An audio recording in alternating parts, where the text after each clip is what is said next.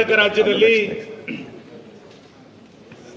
ಧಾರ್ಮಿಕ ಕ್ಷೇತ್ರಗಳ ಪೈಕಿ ಧರ್ಮಸ್ಥಳ ಕ್ಷೇತ್ರ ಒಂದು ಅತ್ಯಂತ ಪಾವಿತ್ರತೆಯಾದಂಥ ಕ್ಷೇತ್ರ.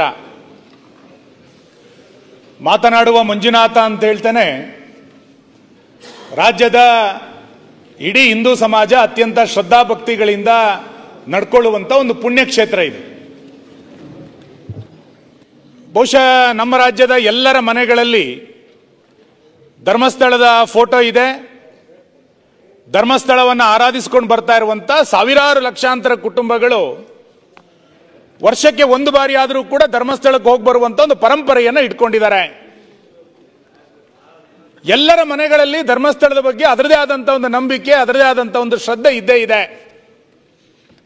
ಬಹುಶಃ ನಮ್ಮ ಅಜ್ಜನ ಕಾಲದಿಂದ ನಾವೆಲ್ಲರೂ ಕೂಡ ನನಗೆ ಗೊತ್ತಿದ್ದಂತೆ ಧರ್ಮಸ್ಥಳವನ್ನು ನಾವು ನೋಡ್ಕೊಂಡು ಬಂತಾ ಇರುವಂಥವ್ರು. ಇವತ್ತು ಧರ್ಮಸ್ಥಳಕ್ಕೆ ಬೇರೆ ಬೇರೆ ಜಿಲ್ಲೆಗಳಿಂದ ಪಾದಯಾತ್ರೆಗಳನ್ನು ಬರುವಂಥ ಜನ ಭಕ್ತರು, ಈ ರೀತಿ ಅದಕ್ಕೆ ಅದರದೇ ಆದಂಥ ಪಾವಿತ್ರತೆ ಮತ್ತು ಧರ್ಮಸ್ಥಳದ ಬಗ್ಗೆ ಭಕ್ತಿಯಿಂದ ಕೇಳಿಕೊಂಡ್ರೆ ಎಲ್ಲದನ್ನೂ ಕೂಡ ಅನುಗ್ರಹಿಸುತ್ತೆ ಎನ್ನುವಂಥ ನಂಬಿಕೆ ಇವತ್ತಿಗೂ ಕೂಡ ನಮ್ಮೆಲ್ಲರ ಮನೆಗಳಲ್ಲಿ ಇದೆ.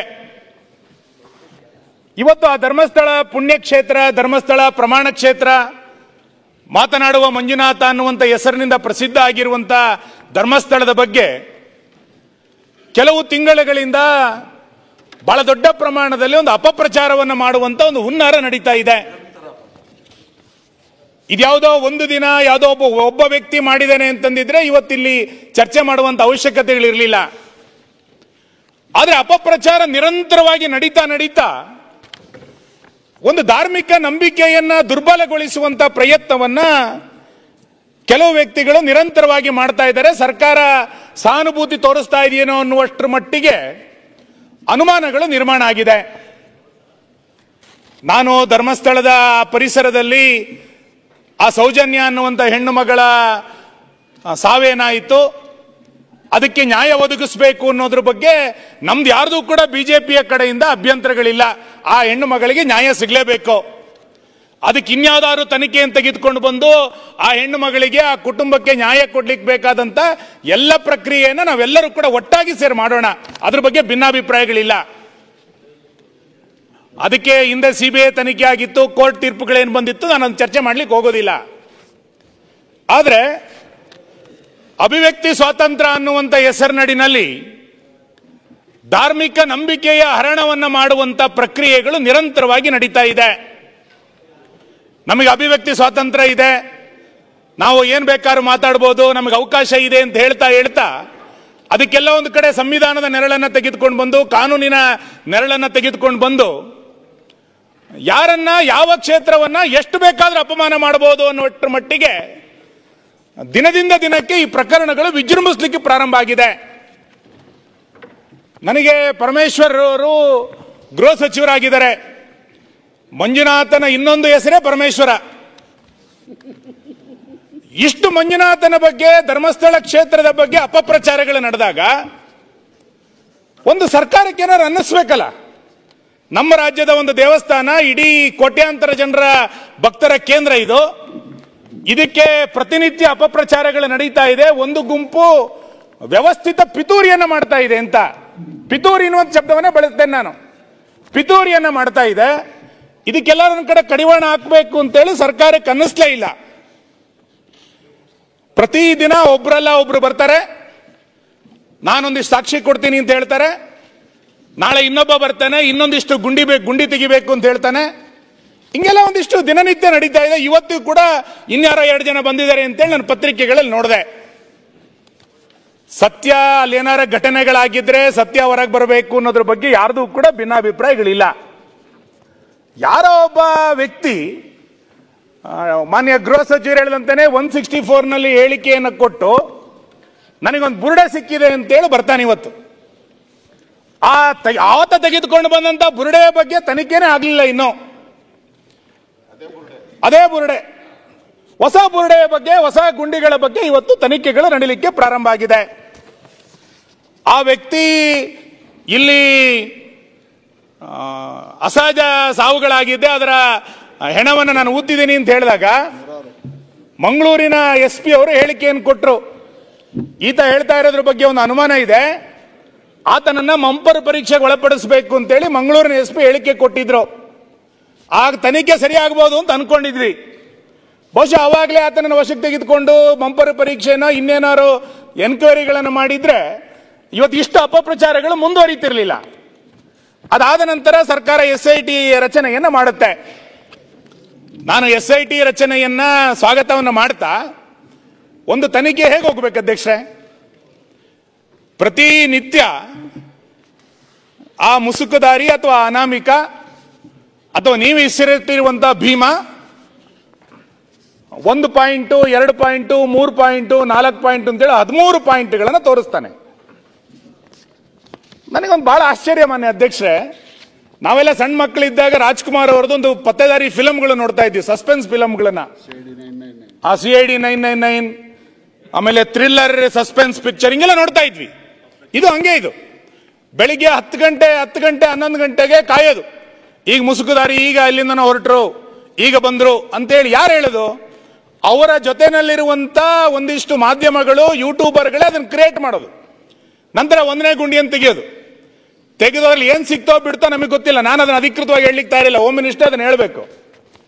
ಸಂಜೆಯ ಹೊತ್ತಿಗೆ ಅವರೇ ಹೇಳೋದು, ಇದರಲ್ಲಿ ಒಂದು ಹೆಣ್ಣಿನ ಮೃತದೇಹ ಸಿಕ್ಕಿದೆ, ಒಂದು ಅಸ್ಥಿಪಂಜರ ಸಿಕ್ಕಿದೆ, ಇದು 16 ವರ್ಷದ್ದು ಅಂತ ಅನ್ನಿಸ್ತಾ ಇದೆ ಅಂತೇಳಿ ಅವರೇ ಅದನ್ನ ಸುಳ್ಳು ಸುದ್ದಿಗಳನ್ನ ಹರಡೋದು. ನಂತರ 6 ಗಂಟೆ ನಂತರ 5 ಗಂಟೆ ನಂತರ ಮುಸುಕುದಾರಿ ಎಲ್ಲಿ ಹೋಗ್ತಾನೆ ಅಂತ ಗೊತ್ತಿಲ್ಲ. ಬೆಳಿಗ್ಗೆ 10 ಗಂಟೆಯಿಂದ 5 ಗಂಟೆ ತನಕ SITಯ ವಶದಲ್ಲಿ ಅಂತ ಹೇಳಲ್ಲ, SITಯ ಜೊತೆನಲ್ಲಿ ಸಹಪಾಠಿ ಅಂತ ಜೊತೆನಲ್ಲಿ ಹೋಗಿ ಮಾಡೋದು. ನಮಗೂ SIT ತನಿಖೆ ಅಂದಾಗ ಸತ್ಯ ಬರುತ್ತೇನೋ, ಸತ್ಯ ಏನಾರು ಇರ್ಬೋದೇನೋ ಅಂತ ನಾವು ಒಂದ್ ಸ್ವಲ್ಪ ಇದೆಲ್ಲ ಅನುಮಾನಗಳ ಮೇಲೆ ನಡೆದಿದ್ರಿಂದ ಮೊದಲನೇ ಗುಂಡಿ ತೆಗೆದಾಗ ನಾವು ನೋಡಿದ್ವಿ ಏನಾದ್ರು ಸಿಗುತ್ತಾ ಅಂತ ನೋಡ್ತಾ ಇದ್ವಿ. ಸಂಜೆ 6 ಗಂಟೆ ಹೊತ್ತಿಗೆ ಏನೋ ಸಿಕ್ತು ಅಂತ ಅಪಪ್ರಚಾರಗಳನ್ನು ನಡೆಸಿದ್ರು. 6:30 7 ಗಂಟೆ ನಂತರ ಏನೂ ಸಿಕ್ಕಿಲ್ಲ ಅಂತೇಳಿ ಸುದ್ದಿಗಳು ಪ್ರಕಟ ಆಗ್ಲಿಕ್ಕೆ ಶುರು ಆಯಿತು. 2ನೇ ದಿನ 2ನೇ ಗುಂಡಿ, 3ನೇ ಗುಂಡಿ, 4ನೇ ಗುಂಡಿ, ರಸ್ತೆಗಳ ಗುಂಡಿ ಸಾಕಾಗ್ಲಿಲ್ಲ ಅಂತ ಕಾಡೊಳಗೆ ಗುಂಡಿಗಳು ಶುರು ಆಯ್ತು. ಈಗ ಗುಂಡಿಗಳನ್ನು ತೆಗಿತಾ ಎಷ್ಟು ತನಕ ಹೋದ್ರು? 13 ಪಾಯಿಂಟ್ಗಳನ್ನು ಮಾಡಿದ್ರು. ಈಗ 14, 15, 16ನೇ ಗುಂಡಿ ತನಕನೂ ಕೂಡ ಹೋಗಿದ್ದಾರೆ. 13ನೇ ಗುಂಡಿನಲ್ಲಿ ಏನೋ ಇದೆ ಎನ್ನುವಂತ ಒಂದು ದೊಡ್ಡ ಚಿತ್ರಣವನ್ನ ಇಡೀ ದೇಶದಲ್ಲಿ, ಇಡೀ ರಾಜ್ಯದಲ್ಲಿ ಪ್ರಚಾರ ಮಾಡಿದ್ರು. ಅದಕ್ಕೆ GPR ತೆಗೆದುಕೊಂಡು ಬಂದು ಅದನ್ನ ಎನ್ಕ್ವೈರಿ ನಡೀತು. ನಾನು ನಿಮ್ಮ ತನಿಖೆ ಸತ್ಯಾಸತ್ಯತೆ ಬರಬೇಕಾ ಇದ್ರ ಬಗ್ಗೆ ನಾನು ಚರ್ಚೆಗಳನ್ನು ಮಾಡ್ಲಿಕ್ಕೆ ಹೋಗೋದಿಲ್ಲ. ಆದ್ರೆ ಆ ಮುಸುಕುದಾರಿ ನಿಮ್ಮ ಡಿಪಾರ್ಟ್ಮೆಂಟಿಗೆ ಮಂಕು ಕರೆಯುವ ರೀತಿಯಲ್ಲಿ ಮಾಡ್ತಾ ಇದ್ದಾರೆ.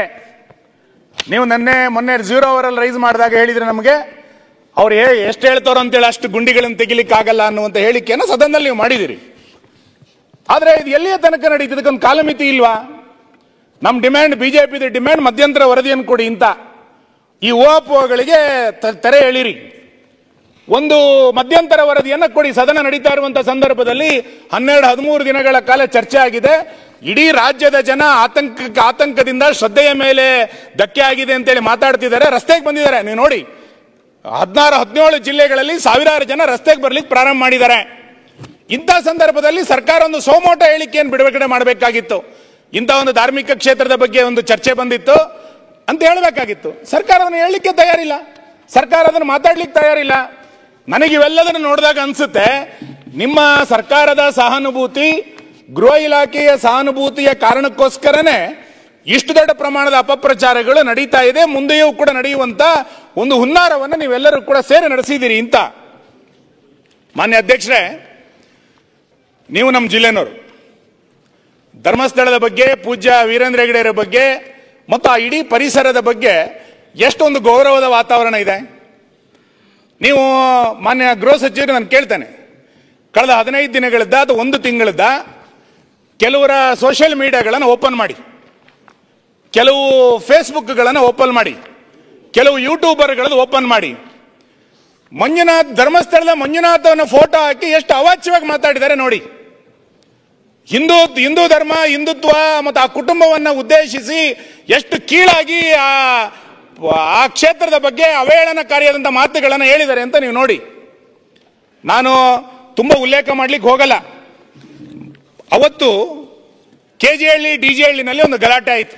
ನಮ್ಮ ಸರ್ಕಾರ ಇದ್ದಾಗ ಸಿದ್ದರಾಮಯ್ಯ ಇಲ್ಲಿ ಕೂತ್ ಭಾಷಣ ಮಾಡಿದ್ದೆ, ನಾನು ಇಲ್ಲಿ ತಗೊಂಡ್ಬಂದಿದ್ದೀನಿ, ಆ ಡಾಕ್ಯುಮೆಂಟ್ಸ್ ನನ್ನ ಹತ್ರ ಇದೆ. ಒಬ್ಬ ಫೇಸ್ಬುಕ್ನಲ್ಲಿ ಒಂದು ಮತದ ಯಾರೋ ಪ್ರಮುಖರ ಬಗ್ಗೆ ಅವಹೇಳನ ಮಾಡ್ದ ಅನ್ನುವಂತ ಒಂದು ಪೋಸ್ಟ್ ಅನ್ನ ಇಟ್ಕೊಂಡು, ಫೇಸ್ಬುಕ್ ಹಾಕಲಂತ ಒಂದು ಪೋಸ್ಟ್ ಅನ್ನ 6 ಗಂಟೆಗೆ ಹಾಕ್ತಾ ಅನ್ನೋದನ್ನ ಇಟ್ಕೊಂಡು ಇಡೀ ಪೊಲೀಸ್ ಸ್ಟೇಷನ್ ಅನ್ನ ಒಂದು ಗುಂಪು ಸುಟ್ಟಾಕಿದೆ ಮತ್ತು ಒಂದು MLA ಮನೆಯನ್ನು ಸುಟ್ಟಾಕ್ತು. ಅವಾಗ ಇದೇ ಸಿದ್ದರಾಮಯ್ಯನವರು ವಿರೋಧ ಪಕ್ಷದ ನಾಯಕರಾಗಿ ಭಾಷಣ ಮಾಡಿದ ಏನು ಅಂತ ಕೇಳಿದ್ರೆ, ಆ ಪೋಸ್ಟ್ ನಿಂದ ಭಾವನೆಗಳಿಗೆ ಧಕ್ಕೆ ಆಯಿತು, ಭಾವನೆಗಳಿಗೆ ಧಕ್ಕೆ ಆದಂತ ಜನ ಆಕ್ರೋಶದಿಂದ ಪೊಲೀಸ್ ಸ್ಟೇಷನ್ಗೆ ಬೆಂಕಿ ಹಾಕಿದ್ರು ಅಂತೇಳಿ ಸಿದ್ದರಾಮಯ್ಯನವರು ಭಾಷಣ ಮಾಡಿದ್ದಾರೆ. ಇಲ್ಲಿ ನಿಮಗೆ ಒಂದು ಪೋಸ್ಟ್ ಒಂದು ಪೊಲೀಸ್ ಸ್ಟೇಷನ್ ಅನ್ನ ಬೆಂಕಿ ಇಡುತ್ತೆ ಅಂತಾದ್ರೆ ಇಲ್ಲಿ ಎಷ್ಟು ಪೋಸ್ಟ್ಗಳನ್ನು ಹಾಕಿದ್ದಾರೆ ಮಾನ್ಯ ಗೃಹ ಸಚಿವರೇ? ಎಷ್ಟು ಅವಹೇಳನಕಾರಿಯಾದಂತ ಸಂಗತಿಗಳು ನೂರಾರು ಬಂದಾಗ ನಿಮ್ಗೆ ಯಾಕೆ ಸುಮ್ಮನೆ ಅನ್ನಿಸ್ಲಿಲ್ಲ? ಭಾವನೆಗಳಿಗೆ ಧಕ್ಕೆ ಆಗಿದೆ ಅಂತ ಹೇಳಿ ಯಾಕೆ ಅನ್ನಿಸ್ಲಿಲ್ಲ? ಕೋಟ್ಯಾಂತರ ಜನರ ಭಾವನೆಗಳಿಗೆ ಧಕ್ಕೆ ಆಗ್ತಿದೆ ಧರ್ಮಸ್ಥಳದ ಅಪಪ್ರಚಾರದ ಮುಖಾಂತರ ಅಂತೇಳಿ ಯಾಕೆ ಸರ್ಕಾರಕ್ಕೆ ಅನ್ನಿಸ್ಲಿಲ್ಲ? ನಾನು ಇನ್ನೂ ಒಂದು ಘಟನೆ ವಿಷಯವನ್ನು ಪ್ರಸ್ತಾಪ ಮಾಡಲೇಬೇಕಿಲ್ಲಿ. ನಮ್ಮ ಜಿಲ್ಲೆನಲ್ಲಿ ನೀವು ನೆನ್ನೆ ಹೇಳಿದ್ರಿ ಏನು, ನೆನ್ನೆ ವೇದವ್ಯಾಸ ಕಾಮತ್ರು ಒಂದು ಪ್ರಶ್ನೆ ಕೇಳಿದಾಗ ದಕ್ಷಿಣ ಕನ್ನಡ ಜಿಲ್ಲೆಯ ಶಾಂತಿ ಕಾಪಾಡಬೇಕು, ಸೌಹಾರ್ದತೆ ಕಾಪಾಡಬೇಕು, ಇದಕ್ಕೆ ನಾವೆಲ್ಲ ಪ್ರಯತ್ನ ಮಾಡಬೇಕು ಅಂತೇಳಿ ಒಂದು ಒಳ್ಳೆಯ ಉತ್ತರವನ್ನು ನೀವು ಕೊಟ್ರಿ. ನಾನು ಸ್ವಾಗತಿಸ್ತೇನೆ ನಿಮ್ಮ ಉತ್ತರವನ್ನ. ಆ ಘಟನೆ ಹಿಂದೆ 2 ಮರ್ಡರ್ಗಳಾದಂತಹ ಘಟನೆಯ ಸಂದರ್ಭದಲ್ಲಿ ನಾವೆಲ್ಲ ಶಾಸಕರಿಲ್ಲಿದ್ದೀವಿ. ನಿಮ್ಮ ಮಂಗಳೂರಿನ ಜಿಲ್ಲಾಡಳಿತ, ಉಡುಪಿಯ ಜಿಲ್ಲಾಡಳಿತ, ಪೊಲೀಸ್ ಇಲಾಖೆ ನಮ್ಮೆಲ್ಲ ಕಾರ್ಯಕರ್ತರ ಫೇಸ್ಬುಕ್ಗಳನ್ನು ಹುಡುಕಿ ಇದರಲ್ಲಿ ಧಾರ್ಮಿಕ ನಿಂದನೆ ಏನಿದೆ, ಇದರಲ್ಲಿ ಧಾರ್ಮಿಕ ಪ್ರಚೋದನೆ ಏನಿದೆ ಅಂತೇಳಿ ಹುಡುಕಿ ಸುಳ್ಯದಿಂದ ಬೈಂದೂರಿನ ತನಕ 50ಕ್ಕೂ ಹೆಚ್ಚು FIR ಗಳನ್ನ ಯಾರೋ ದೂರು ಕೊಟ್ಟಿದ್ದಲ್ಲ, ಸೋಮೋಟೋ ನೀವು ದಾಖಲು ಮಾಡಿದ್ರಿ.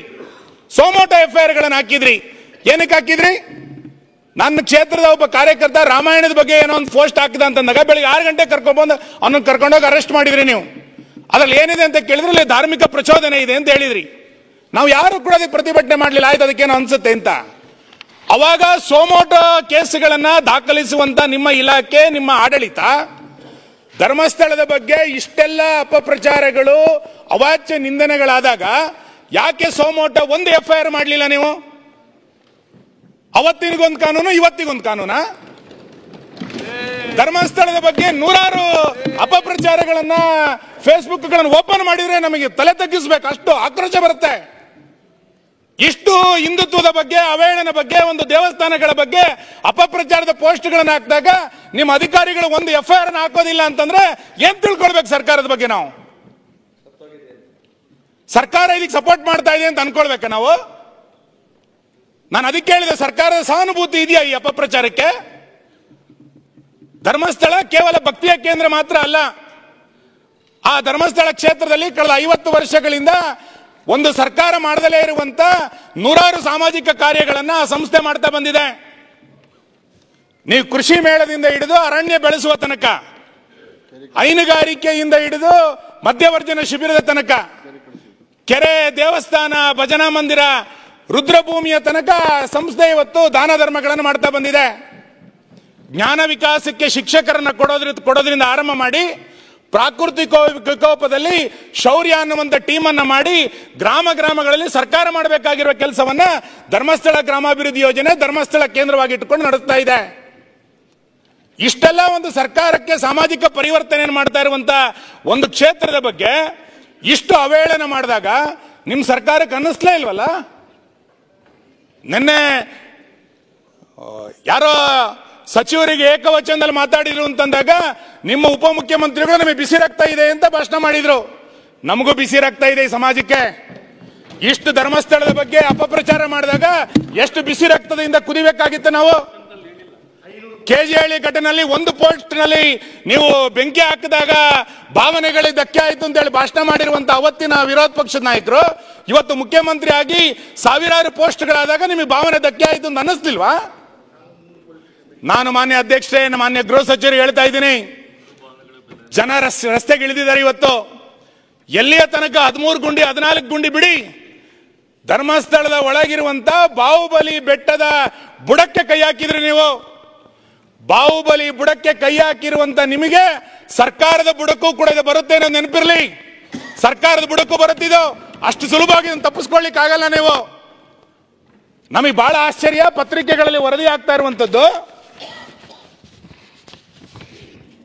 ನಮ್ಮ ಜಿಲ್ಲೆನಲ್ಲೇ ಸರ್ಕಾರಿ ಕೆಲಸವನ್ನು ಮಾಡಿದಂತ ಒಬ್ಬ ಹಿರಿಯ ಅಧಿಕಾರಿ ಈಗ ನಿಮ್ಮ ಪಾರ್ಟಿನಲ್ಲಿ ಸೇರಿ ಜನಪ್ರತಿನಿಧಿ ಆದ ನಂತರ ಒಂದು ಎಡಚರರು ಉಳಿದಂತವರು ಬೇರೆ ಬೇರೆ ಹೆಸರಿನಲ್ಲಿ ಸಂಘ ಸಂಸ್ಥೆಗಳನ್ನು ಕಟ್ಟಿಕೊಂಡು ಇದ್ರ ಬಹಳ ದೊಡ್ಡ ಪ್ರಮಾಣದಲ್ಲಿ ಈ ಷಡ್ಯಂತ್ರವನ್ನು ನಡೆಸಿದ್ದಾರೆ ಅಂತೇಳಿ ಪತ್ರಿಕೆಗಳಲ್ಲಿ ವರದಿಯಾಗಿದೆ. ನಮಗೆ ಬಹಳ ಆಶ್ಚರ್ಯ ಆಗೋದು, ಆಯ್ತಪ್ಪ ಅಲ್ಲಿರುವಂತ ಯಾರೋ ಯುವಕರು ಇದಕ್ಕೆ ಮಾಡ್ತಿದ್ದಾರೆ, ಆಯ್ತು ಮಾಡಿ. ಧರ್ಮಸ್ಥಳದಲ್ಲಿ ಉಜಿರೆನಲ್ಲಿ ಯಾವುದೋ ಇದನ್ನ ಪ್ರತಿರೋಧವನ್ನ ಅಲ್ಲಿ ಸ್ಥಳೀಯರು ವ್ಯಕ್ತ ಮಾಡಿದಾಗ SDPI ಏನ್ ಸಂಬಂಧ ಸ್ವಾಮಿ? SDPI ಯಾಕೆ ಪ್ರತಿಭಟನೆ ಮಾಡ್ಬೇಕು? ಅದಕ್ಕೆ ಧರ್ಮಸ್ಥಳಕ್ಕೂ SDPIಗೂ ಏನ್ ಸಂಬಂಧ? ಧರ್ಮಸ್ಥಳದಲ್ಲಿ ಯಾವುದೋ ಘಟನೆಗಳಾದಾಗ SDPI ಪ್ರತಿಭಟನೆ ಮಾಡ್ತಾರೆ ಅಂತಂದ್ರೆ ಇದರಿಂದ ಯಾರ್ಯಾರಿದ್ದಾರೆ ಅಂತ ಹೇಳ್ಬೇಕಲ್ಲ ನೀವು. ಇದರಿಂದ ನಡೀತಾ ಇರುವಂತ ಹುನ್ನಾರ ಏನು ಅನ್ನೋದನ್ನ ನೀವು ಸ್ಪಷ್ಟ ಮಾಡಬೇಕಲ್ಲ. ಎಲ್ಲಿಯ ತನಕದ ಆಕ್ರೋಶವಾದಂತ ಮಾತುಗಳನ್ನ ಆಡಿದ್ರೂ ಕೂಡ ಈ ಸರ್ಕಾರ ಕಣ್ಣು ಮುಚ್ಚಿ ಕುಳಿತುಕೊಳ್ಳುತ್ತೆ ಅಂತಂದ್ರೆ, ಅಲ್ಲಿರುವಂತ ಒಬ್ರು ಹೇಳ್ತಾರೆ ಧರ್ಮಸ್ಥಳಕ್ಕೆ ನಾವು JCBಯನ್ನು ನುಗ್ಗಿಸ್ತೇವೆ, ಧರ್ಮಸ್ಥಳಕ್ಕೆ ನುಗ್ಗುತ್ತವೆ ಅನ್ನುವಂತ ಹೇಳಿಕೆಗಳನ್ನ ಕೊಟ್ಟಾಗ್ಲೂ ಕೂಡ ನಿಮ್ಮ ಸರ್ಕಾರ ಮಾತಾಡೋದಿಲ್ಲ. ಯಾಕೆ? ಯಾರು ಬೇಕಾದ್ರೂ ಧರ್ಮಸ್ಥಳಕ್ಕೆ ನುಗ್ಗಬಹುದು, JCB ಹಾಕ್ಬೋದು ಅಂತ ಅನ್ಕೊಂಡಿದ್ದೀರಾ? ಸಮಾಜ ರಸ್ತೆಗಿಳಿದಿದೆ ಇವತ್ತು. ಧರ್ಮಸ್ಥಳದ ಬಗ್ಗೆ ಮಾತಾಡಬೇಡಿ ಅಂತ ನಾವು ರಿಕ್ವೆಸ್ಟ್ ಮಾಡ್ತಾ ಇರೋದು. ಅಪಪ್ರಚಾರಗಳನ್ನು ಮಾಡೋರನ್ನ ಕಂಟ್ರೋಲ್ ಮಾಡಿ ಅಂತ ನಾನು ವಿನಂತಿ ಮಾಡ್ತಾ ಇದ್ದೇನೆ. ಮಾನ್ಯ ಗೃಹ ಸಚಿವರು ಮೊನ್ನೆ ಹೇಳಿದ್ರು SITಯ ತನಿಖೆನಲ್ಲಿ ನಾವು ಮಧ್ಯಪ್ರವೇಶ ಮಾಡೋದಿಲ್ಲ ಅಂತ. ನಾವು ತನಿಖೆನಲ್ಲಿ ಮಧ್ಯಪ್ರವೇಶ ಮಾಡಿ ನಾವು ಹೇಳಲೇ ಇಲ್ಲ. ತನಿಖೆ ಹಿಂಗೆ ಆಗಬೇಕು ಅಂತೇಳಿ ನಾವು ಕೂಡ ಆಗ್ರಹ ಮಾಡ್ತಾ ಇಲ್ಲ. ಆದ್ರೆ ಅಪಪ್ರಚಾರದ ಬಗ್ಗೆ ನಿಮ್ಮ ಸರ್ಕಾರದ ನಿಲುವೇನು? ನಿಮ್ಮ ಇಲಾಖೆ ಯಾಕೆ ಅಪಪ್ರಚಾರದ ಬಗ್ಗೆ ಇವತ್ತು ತಲೆ ಕೆಡಿಸ್ಕೊಳ್ತಾ ಇಲ್ಲ? ನೀವು ಅಪಪ್ರಚಾರದ ಬಗ್ಗೆ ಕಳೆದ 15 ದಿನಗಳಿಂದ ಅಥವಾ ಕಳೆದ 1.5-2 ತಿಂಗಳಿಂದ ಇಷ್ಟು ದೊಡ್ಡ ಪ್ರಮಾಣದ ಅಪಪ್ರಚಾರಗಳು ನಡೆದರೂ ಕೂಡ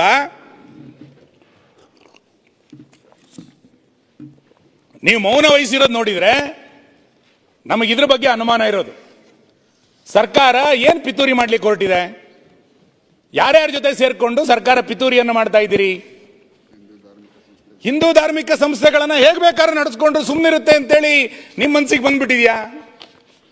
ಒಂದು ಪುಣ್ಯಕ್ಷೇತ್ರದ ಬಗ್ಗೆ, ನಮ್ಮ ನಾಡಿನ ಒಂದು ಪ್ರಸಿದ್ಧ ಪುಣ್ಯಕ್ಷೇತ್ರದ ಬಗ್ಗೆ ಇಷ್ಟೆಲ್ಲ ಅಪಪ್ರಚಾರಗಳು ಮಾಡಿದಾಗಲೂ ಸುಮ್ಮನೆ ಹೆಂಗಾಗತ್ತೆ?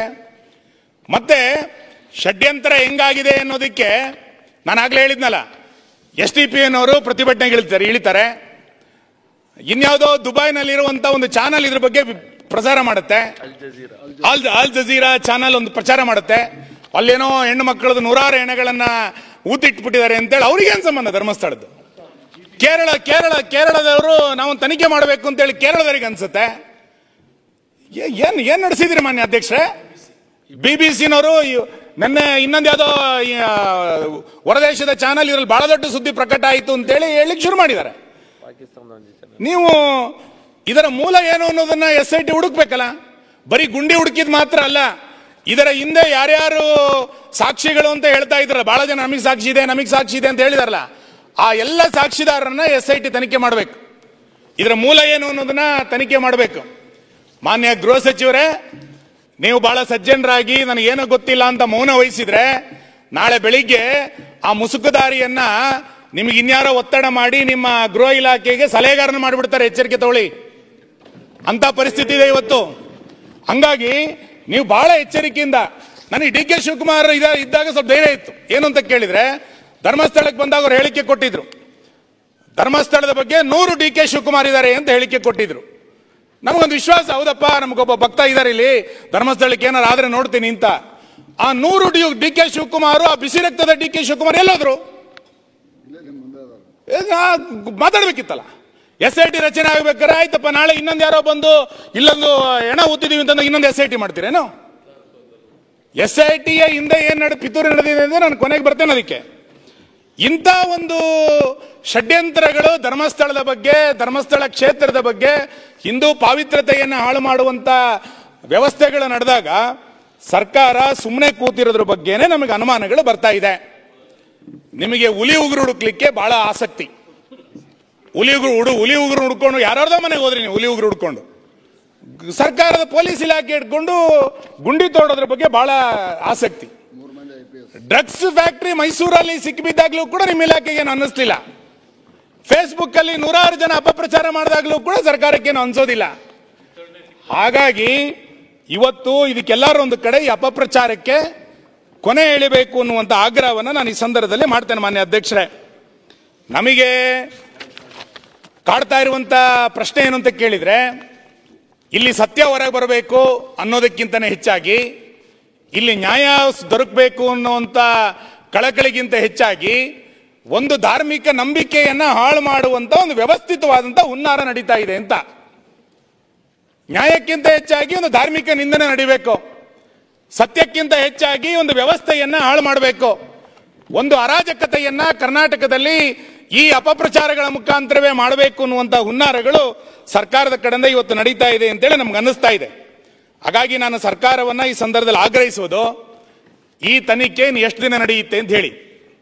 ಮಾನ್ಯ ಗೃಹ ಸಚಿವರು ಇದರ ಮಧ್ಯಂತರ ವರದಿಯನ್ನು ನೀವು ಕೊಡ್ಲಿಲ್ಲ ಅಂತಾದ್ರೆ ನೂರಾರು ಊಹಾಪೋಹಗಳು ಇನ್ನಷ್ಟು ಹುಟ್ಟಲಿಕ್ಕೆ ಪ್ರಾರಂಭ ಆಗುತ್ತೆ. ಆ ಊಹಾಪೋಹಗಳನ್ನ ಅವಕಾಶ ಕೊಡಬೇಡಿ ನೀವು. ಆ ಊಹಾಪೋಹಗಳಿಗೆ ಯಾರು ಗುಂಡಿಗಳನ್ನ ತೋರಿಸ್ತಾ ಇದ್ದಾನೆ ಅವನು ಮಂಪರ್ ಪರೀಕ್ಷೆಯನ್ನು ಮಾಡಿ, ಆತನ ಮೂಲ ಏನಿದೆ, ಇದಕ್ಕೆ ವಿದೇಶಿ ಹಣ ಬಂದಿದೆ ಅನ್ನುವಂಥ ಸುದ್ದಿಗಳು ಬರ್ತಾ ಇದೆ. ಈ ರೀತಿ ಇದಕ್ಕೆ ಯಾರು ಹಣಕಾಸಿನ ಮೂಲ ಒದಗಿಸಿದ್ದಾರೆ, ಇದರ ಹಿಂದೆ ಇರುವಂತಹ ಸಂಘಟನೆ ಯಾರು, ಇದರ ಹಿಂದೆ ಇರುವಂತಹ ವ್ಯಕ್ತಿಗಳು ಯಾರು, ಇದೆಲ್ಲದೂ ಕೂಡ SIT 2 ನಲ್ಲಿ ತನಿಖೆಗಳಾಗಬೇಕು. SIT 1 ಮುಗಿಸಕ್ಕಾಗಲ್ಲ ಇದನ್ನ. SIT 2 ನಲ್ಲಿ ಇದೆಲ್ಲದನ್ನು ಕೂಡ ಮಾಡಬೇಕು. ಬರೀ ಗುಂಡಿ ತೋಡಿದಕ್ಕೆ ಮಾತ್ರ SIT ಅಲ್ಲ, ಇದರ ಹಿಂದೆ ಇದು ಯಾರಿದ್ದಾರೆ, ಇದರ ಹಿಂದೆ ಯಾರು ಹಣಕಾಸಿನ ವ್ಯಕ್ತಿ ಕೊಟ್ಟಿದ್ದಾರೆ, ಮತ್ತು ಆ ಮುಸುಕುದಾರಿ 3-4 ಗಂಟೆ SIT ವಶದಲ್ಲಿ ಇದ್ರು ನಂತರ ಎಲ್ಲೆಲ್ಲಿ ಹೋಗಿದ್ದ, ಇದನ್ನು SIT ಅಲ್ಲಿ ತನಿಖೆ ಆಗಬೇಕಲ್ಲ. ಅದು ಯಾರ್ಯಾರು ಸಂಪರ್ಕ ಮಾಡಿದ್ರ ಆತನಿಗೆ, ಇದೆಲ್ಲದೂ ಕೂಡ ತನಿಖೆ ಮಾಡಬೇಕಾಗಿರುವಂತ ಅಗತ್ಯತೆ ಇದೆ ಅಂತ ನಾನು ಅನ್ಕೊಳ್ತೇನೆ.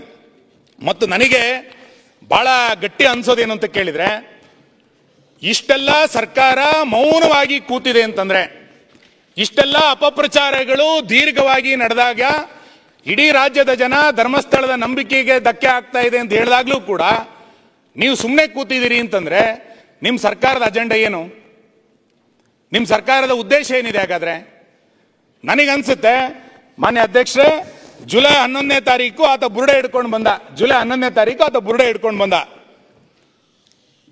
16ನೇ ತಾರೀಕು ಮಾನ್ಯ ಗೃಹ ಸಚಿವರು ನಿಮ್ಮ ಹೈಕಮಾಂಡಿನ ಉಸ್ತುವಾರಿಗಳನ್ನ ಇಲ್ಲಿ ಭೇಟಿ ಮಾಡಿದ್ರು. ಅವರೊಂದಿಷ್ಟು ಮಂತ್ರಿಗಳನ್ನು ಕರೆದು ಮಾತಾಡ್ತಾ ಇದ್ರು. ಜುಲೈ 19ನೇ ತಾರೀಕು SIT ರಚನೆ ಆಯಿತು. ನಿಮ್ಮ ಪಾರ್ಟಿ ಅಜೆಂಡಾ ಏನಿದೆ ಇದರಲ್ಲಿ?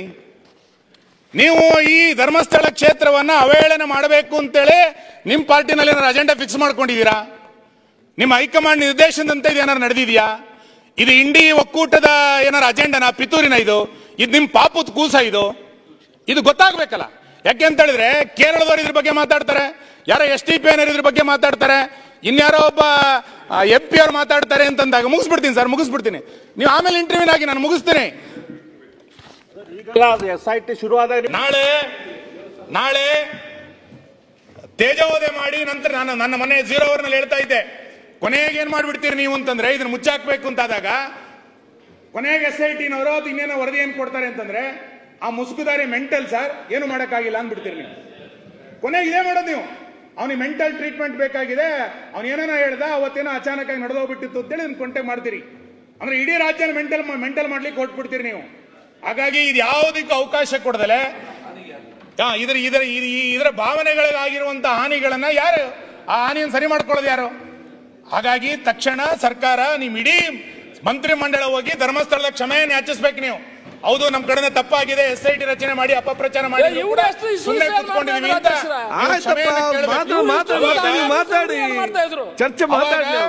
ನಿಮ್ಮ ಸರ್ಕಾರದ ಬಗ್ಗೆ, ಹೌದಪ್ಪ ನಮ್ಮ ಧಾರ್ಮಿಕ ಕ್ಷೇತ್ರದ ಬಗ್ಗೆ ಈ ಸರ್ಕಾರಕ್ಕೂ ಕೂಡ ನಂಬಿಕೆ ಇದೆ ಎನ್ನುವಂತ ವಿಶ್ವಾಸ ನಿರ್ಮಾಣ ಆಗುತ್ತೆ. ಹಾಗಾಗಿ ಒಂದು ವಿಶ್ವಾಸದ ಹೆಜ್ಜೆಯನ್ನ ಸರ್ಕಾರ ಇಡಬೇಕು. ಇನ್ನ ಯಾವುದೇ ವ್ಯಕ್ತಿ, ಯಾವುದೇ ಸಂಘಟನೆ, ಯಾವುದೇ ಪಿತೂರಿ ಹಿಂದೂ ಧಾರ್ಮಿಕ ಕ್ಷೇತ್ರದ ಬಗ್ಗೆ ಅವಹೇಳನ ಮಾಡುವಂತ ಪ್ರಕ್ರಿಯೆಗೆ ನೀವು ಒಂದು ದಿಟ್ಟ ಹೆಜ್ಜೆಯನ್ನ ಸರ್ಕಾರ ಇಡಬೇಕು ಅಂತೇಳಿ ನಾನು ಆಗ್ರಹಿಸ್ತೇನೆ. ಸನ್ಮಾನ್ಯ ಅಧ್ಯಕ್ಷರೇ, ನಾವು ರಾಮಲಿಂಗ ರೆಡ್ಡಿ ಧಾರ್ಮಿಕ ಸಚಿವರು ಆಮೇಲೆ ಉತ್ತರ ಕೊಡ್ಲಿ. ಉತ್ತರ ಆಮೇಲೆ ಕೊಡ್ಲಿ, ಅವರು ಉತ್ತರ ಕೊಡ್ಲಿ ಆಮೇಲೆ. ಮೈಕ್ ಯೂಟ್ಯೂಬರ್ಸ್ ಮೇಲೆ ಏನಾಗಿತ್ತು, ಟಿಕೆಟ್ ಮಾಡಿದ್ಯಾರು? ನಾವು ಮಾಡಿದ್ದು, ಹೈಕೋರ್ಟ್ ಮಾಡಿದ್ದದು. ಅದರಿಂದ ನಮ್ಮ ಗೃಹ ಮಂತ್ರಿ ಯಾರಾದ್ರೂ ಮಾಡ್ಲಿ, ಕಾನೂನು ಪ್ರಕಾರ ನಿರ್ಬಂಧ ಹಾಕ್ಬೇಕಲ್ಲ. ಆಯ್ತು. ಅಲ್ಲ ವೆಕೆಟ್ ಮಾಡ್ಬೋದು. ಅಲ್ಲ ವೆಕೆಟ್ ಮಾಡ್ಲಿ. ಇವರೆಲ್ಲರಿಗಿಂತ ಜಾಸ್ತಿ ಈ ರೀತಿ ಸಮರ್ಥನೆ ಮಾಡಿದ್ರೆ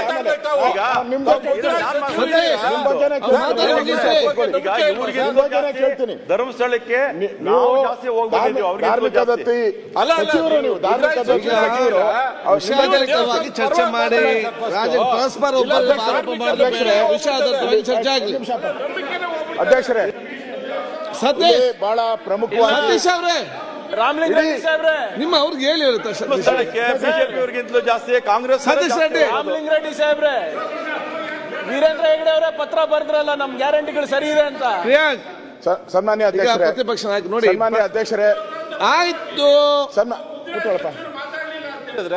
ಜನಕ್ಕೆ ಆಯ್ತು, ನೀವು ಮಾತಾಡಿ ಅಶೋಕ್ ಮಾತಾಡ್ತಿದಾರಲ್ಲ. 20 ದಿನ ಆಯ್ತು ಸರ್ಕಾರ. ಈಗ ಒಂದು ಸನ್ಮಾನ್ಯ ಆ ಕಡೆ ಆರೋಪ ಡಿ ಕೆ ಬೇಡ, ಶಿವಕುಮಾರ್ ಅವರು ವಿಷಯಾಧಾರಿತವಾಗಿ ಚರ್ಚೆ ಮಾಡಿಕೊಂಡು ಮತ್ತೆ ನಮ್ಮ ಪರಮೇಶ್ವರ್ ಅವರು ಬಹಳ ನೀಟಾಗಿ ಇದನ್ನ ತಂದಿದ್ದಾರೆ. ನೀವು ಇದನ್ನ ಈ ಎಪಿಸೋಡ್ ಅನ್ನ ನೋಡಿದ್ರೆ it's not a incident, it is preplanned and ಅದನ್ನ ಈ ನಾವು ಸ್ಯಾಟಲೈಟ್ ನ ಕಳಿಸ್ತಿರಲ್ಲ, ನಾವು ಸ್ಯಾಟಲೈಟ್ ಕಳಿಸ್ಬೇಕಾದ್ರೆ ಯಾವ ರೀತಿ ಪ್ಲಾನ್ ಮಾಡ್ತಿರೋ ಆ ರೀತಿ ಮಾಡಿರೋ ಪ್ಲಾನ್. ಫಸ್ಟು ಆ ಒಂದು ಮಾಸ್ಕ್ ಮ್ಯಾನ್ ಹುಡುಕಿದ್ರು. ಆ ಮಾಸ್ಕ್ ಮ್ಯಾನ್ಗೆ ಸಪೋರ್ಟ್ ಆಗಿ ಯೂಟ್ಯೂಬರ್ಸ್, ಆ ಯೂಟ್ಯೂಬ್ ಓಪನ್ ಮಾಡಿದ್ರಲ್ಲ, ಎಷ್ಟು ದುಡ್ಡು ಖರ್ಚು ಮಾಡಿದ್ದಾರೆ, ಯೂಟ್ಯೂಬರ್ಸ್ ಹುಡುಕಿದ್ರು. ಆಮೇಲೆ ಕೇರಳ ಸರ್ಕಾರ ಬಂತು. ಎಷ್ಟು ಪವರ್ಫುಲ್ ಇವರು ಅಂತ, ಇವ್ರು ಎಷ್ಟು ಪವರ್ಫುಲ್ ಇದ್ದಾರೆ ಅನ್ನೋದಕ್ಕೆ ಕೇರಳ ಸರ್ಕಾರ ಹೇಳಿದ್ರು ಡಿ ಕೆ ಶಿವಕುಮಾರ್ ಅವರು. ಡಿ ಕೆ ಶಿವಕುಮಾರ್ ಒಬ್ಬನೇ ಅಲ್ಲ, ಇದನ್ನು 100 ಜನ ಇದ್ದಾರೆ ಅಂತ. ಆ 100 ಜನ ಇದ್ದಾರೆ, 100 ಜನ ಡಿ ಕೆ ಶಿವಕುಮಾರ್ ಇದ್ದಾರೆ. ಈ ಡಿ ಕೆ ಶಿವಕುಮಾರ್ ಇಲ್ಲ ಅಲ್ಲಿ, ಈ ಡಿ ಕೆ ಶಿವಕುಮಾರ್ ಇಲ್ಲ, 100 ಜನ ಬೇರೆ ಡಿ ಕೆ ಶಿವಕುಮಾರ್ ಇದ್ದಾರೆ. ಈ ಡಿ ಕೆ ಶಿವಕುಮಾರ್ ಬಿಟ್ಟು ಅಂತ ನಾನು ಹೇಳ್ತೀನಿ. 164 ಅಂತ ಹೇಳ್ತೀರಾ ಡಿ ಕೆ ಶಿವಕುಮಾರ್ ಪದೇ 164 ಅಂತ. ಏನು 164 ಕೊಟ್ಬಿಟ್ರೆ SIT ಮಾಡು ಅಂತ ಹೇಳಿದ್ರ? ಯಾರು ಹೇಳಿದ್ರು SIT ಮಾಡು ಅಂತ? ಕೋರ್ಟ್ ಹೇಳ್ತಾ? ತೋರಿಸಿ, ಇದ್ರೆ ದಾಖಲೆ ಕೊಡಿ, ಪ್ಲೀಸ್ ಪ್ರೊಡ್ಯೂಸ್, ಕೊಡಿ ದಾಖಲೆ. SIT ಮಾಡಕ್ಕೆ ಹೇಳಿದ್ರು ಅಂತ. ಮೊಹಂತಿನ್ ಮಾಡಕ್ಕೆ ಯಾರು ಹೇಳಿದ್ರು? ಕೋರ್ಟ್ ಹೇಳ್ತಾ ಮೊಹಂತಿನ್ ಮಾಡಬೇಕು ಅಂತ. Particular Mohanty is a good officer, ನಂದೇನು ಪ್ರಶ್ನೆನೇ ಇಲ್ಲ. ನೀವು SIT ಮಾಡಬೇಕು ಅಂತ ಕೋರ್ಟ್ ಹೇಳಿಲ್ಲ. ಅಧ್ಯಕ್ಷರೇ, ಮೊಹಂತಿ ಮಾಡಬೇಕು ಅಂತ ಅಧ್ಯಕ್ಷರೇ, ಸ್ವಾಗತ ಮಾಡಿದ್ದಾರೆ. ಇಲ್ಲಿ ಯಾರು ಮಾಡಿಸಿದ್ದು? ಕೋರ್ಟ್ ಹೇಳಿದ್ಯಾ? ಇಲ್ಲಿ ಯಾರು ಮಾಡಿಸಿದ್ದು? ಈ ಪ್ರಶ್ನೆ ಇವಾಗ ನಮ್ಗೆ ಮಾಡ್ತಾ ಇರೋದು. ಇದರ ಹಿಂದೆ ಗ್ಯಾಂಗ್ ಯಾವುದು? ಆಯ್ತು, ಇಲ್ಲಿ ಕೇಳಿ. ಇದ್ರ ಹಿಂದೆ ಇರೋದ ಗ್ಯಾಂಗ್ ಯಾವುದು? ಆ ಮುಖ್ಯಮಂತ್ರಿಗಳನ್ನ ಸರೌಂಡ್ ಆಗಿರುವಂತ ಗ್ಯಾಂಗ್ ಯಾವುದು? ಮುಖ್ಯಮಂತ್ರಿಗಳ ಆಫೀಸಲ್ಲಿ ಅದಕ್ಕೆ ಪ್ರೇರಣೆ ಕೊಡ್ತಕ್ಕಂಥ ಗ್ಯಾಂಗ್ ಯಾವುದು? ಅರ್ಥ ಮಾಡ್ಕೊಳ್ಳಿ ಅಧ್ಯಕ್ಷರೇ, ಇದು ಟ್ಯಾಕ್ಸ್ ಪೇಯರ್ಸ್ ಮನಿ. ನಾನು ಸಂಬಳ ತಗೊಳ್ತಾ ಇರೋದು ಟ್ಯಾಕ್ಸ್ ಪೇಯರ್ಸು, ಪರಮೇಶ್ವರ್ ಅವರು ಟ್ಯಾಕ್ಸ್ ಪೇಯರ್ ಸಂಬಳ ತಗೊಳ್ತಾ ಇರೋದು, ಪೊಲೀಸವ್ರಿಗೂ ಟ್ಯಾಕ್ಸ್ ಪೇಯರ್ ಕೊಡ್ತಾ ಇದ್ದೀರಾ. ಗುಂಡಿ ಬೆಟ್ಟ ಅಗದು ಬಿಟ್ರಿ, ಇಲಿ ಹಿಡಿದು ಬಿಟ್ರಿ. ಆಯ್ತು, ಅವ್ರು ಸಿಕ್ತಂದ್ರೆ ನಾವು ಮಾತಾಡಿ ಮುಗಿಸ್ಲಿ, ಯಾಕೆ ಇಂಟರ್ಫಿಯರ್ ಆಗ್ತಿದ್ವಿ? ಹೇಳ್ತೀನಿ. ನೀವು 4 ಜನ ಇಲ್ಲಿದೆ, ಅವ್ರು ಏನ್ ಮಾಡ್ಬೇಕು? ಬೋಗಸ್ ಬುರ್ಡೆ ಸಿಕ್ಕೈತಲ್ಲ, ಬೋಗಸ್ ಬುರ್ಡೆ. ಹುಲಿ ಬಂತು ಅಂತ ಒಂದು ಇಲಿನೂ ಬರಲಿಲ್ಲ. ನನಗೆ ಅದು ನಾನು ನೋಡ್ತಾ ಇದ್ದೀನಿ, ನಾನೇನು ಮಾಧ್ಯಮದವರ ಇದೆ ಏನಲ್ಲ. ನೀವು ಒಂದು ಏನೋ ನಾನು ಹೇಳಿದೆ, ಒಂದು ಸ್ಯಾಟಲೈಟ್ ಹೋಗ್ಬೇಕಾದ್ರೆ ಯಾರು ವಿಲಿಯಮ್ಸ್ ಅಲ್ಲ, ಸುನೀತಾ ವಿಲಿಯಮ್ಸ್ ಹೋಗ್ಬೇಕಾದ್ರೆ ಮಾಧ್ಯಮದವರೆಲ್ಲ ಹಿಂಗೆ ಹೋಗ್ತಾ ಇದ್ದಾರೆ, ಹತ್ತುತ್ತಾ ಇದ್ದಾರೆ, ಕೂತ್ಕೊಂಡ್ರು, ಮಾಸ್ಕ್ ಹಾಕ್ಕೊಂಡ್ರು, ಟೇಕ್ ಆಫ್ ಆಯ್ತು, ಹೋದ್ರು. ಇದೆ ಈ ಮಾಸ್ಕ್ ಮ್ಯಾನ್ದು. ಯಾರು ಇವನು ಮಾಸ್ಕ್ ಮ್ಯಾನು? ನೀವು ಆ ಜಿಲ್ಲೆಯವರೇ, ನಿಮಗೂ ಅದ್ರ ಬಗ್ಗೆ ಬಹಳ ವಿಶೇಷ ಭಕ್ತಿನೂ ಇದೆ, ಪ್ರೀತಿನೂ ಇದೆ. ಪರಮೇಶ್ವರ್ಗೆ ಅವ್ರ ಹೆಸರು ಗೊತ್ತಿಲ್ಲ? ಪರಮೇಶ್ವರ್ ನಿಮ್ಗೆ ಅವರು ಗೊತ್ತಿಲ್ಲ, ನಿಮಗೂ ಗೊತ್ತಿಲ್ಲ, ಹೇಳಲ್ಲ. ಅವನ ಹೆಸರೇನು? ಅದೆಲ್ಲ ಅಲ್ಲ, ಭೀಮನೂ ಅಲ್ಲ, ಪಾಮನೂ ಅಲ್ಲ. ಜನ ಹೆಂಗ್ ಮಾತಾಡ್ತಾ ಇದ್ದಾರೆ, ಜನ ಹೇಳ್ತಾ ಇದಾರೆ ಅವನ ಯಾರು ಚೆನ್ನಯ್ಯ ಅಂತ ಹೇಳ್ತಾರೆ ಜನ. ಚಿನ್ನಯ್ಯ ಕೊಳ್ಳೇಗಾಲದವನು ಅಂತ ಹೇಳ್ತಾರೆ ಜನ. ಕನ್ವರ್ಟ್ ಆಗಿರೋನು ಅಂತ ಹೇಳ್ತಾರೆ, ಕ್ರಿಶ್ಚಿಯನ್ ಕನ್ವರ್ಟ್ ಆಗಿರೋನು ಅಂತ ಹೇಳ್ತಾರೆ. ಮಾತಾಡ್ತಾ ಇದ್ದಾರೆ, ಎಲ್ಲ ಸೋಷಿಯಲ್ ಮೀಡಿಯಾ ಎಲ್ಲ ಬರ್ತಾ ಇದೆ. ಅವನಿಗೆ ಮಾಸ್ಕ್ ಹಾಕಿ ಹಾಕಿ ಹಾಕಿ ಅವನೊಂಥರ ಏನೋ ಸ್ಪೈಡರ್ ಮ್ಯಾನ್ ತರ ಮಾಡ್ಬಿಟ್ಟಿದ್ರ. ನಾನು ಕೇಳ್ತೀನಿ ನಿಮ್ಗೆ, ಪೊಲೀಸವ್ರಿಗೆ ಬೇರೆ ದಿನ ಪೊಲೀಸವ್ರ ಹತ್ತಿ ಅವನಿಗೆ ಮೇಕಪ್ ಮಾಡ್ಕೊಂಡು ಅಚ್ಚೆ ಉಯ್ಕೊಂಡು ದಿನ ಅವನ್ನ ಕರ್ಕೊಂಡು ಅವನು ಬಿರಿಯಾನಿ ಕೊಡ್ಸ್ಕೊಂಡು ಕರ್ಕೊಂಡು, ಏನು ನಮಗೂ ಅಷ್ಟು ಸೆಕ್ಯೂರಿಟಿ ಇಲ್ಲ, ಡಿ ಕೆ ಶಿವಕುಮಾರ್ಗೆ ಅಷ್ಟು ಸೆಕ್ಯೂರಿಟಿ ಇಲ್ಲ.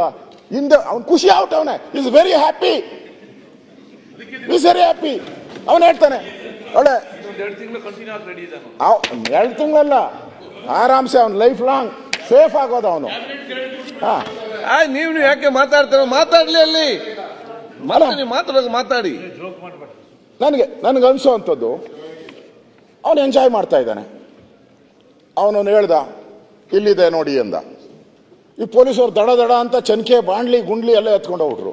ಹೋಗಿದ್ರು 1 ಆಯ್ತು, 2 ಆಯ್ತು, 3 ಆಯ್ತು. ಆಮೇಲೆ ಹೇಳ್ದ ಇಲ್ಲ ಇದಾಗಲ್ಲ, ದ್ರೋಣ್ ಮಾಡಿ ಅಂತ ಹೇಳ್ದ.